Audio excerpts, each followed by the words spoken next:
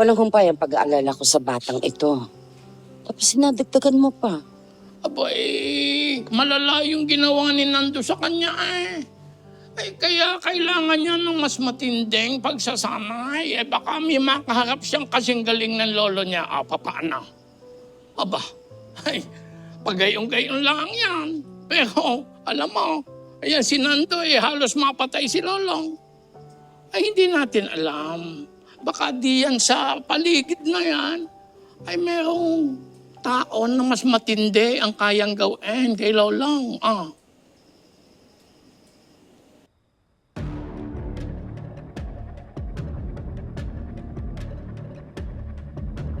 Kanor, nasaksihan ko ang husay mo sa pakikipaglaban.